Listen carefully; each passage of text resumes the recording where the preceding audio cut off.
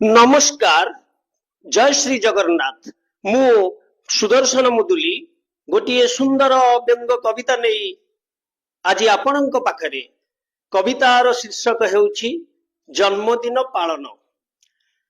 पुओ जन्मदिन पालन पाई कि सांगटीए फोन कला आसंता 18 तारीख दिन तू आसीबु बोली कहिला।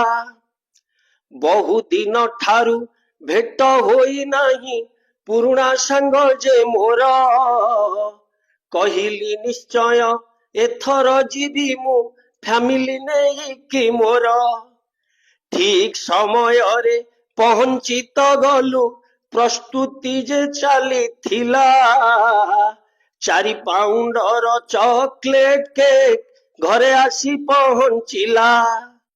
ता पुओ को डाकिकी पाखे बसेइली कहिली रे मोर धन केमितिया मोर जन्मदिन हुए बुझाई कहूछि शुण।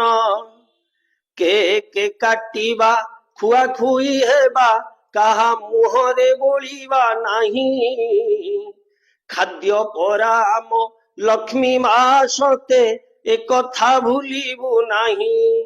शुभ कार्य दिन दीप प्रज्वलन होई थाए आम घरे मोहमबती को फुंकी लिभेइबा नहीं जे आम धर्म रे।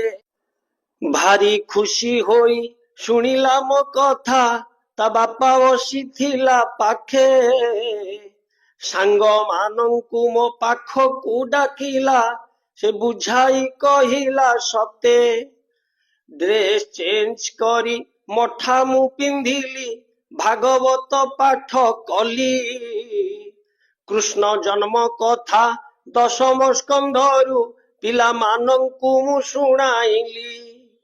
जय जगन्नाथ ध्वनि प्रकंपिला बसिथिले गुरुजन बंधु बांधव जे भारी खुशी हेले देखि आम आयोजन बंधु बांधव जे भारी खुशी हेले देखि आम आयोजन।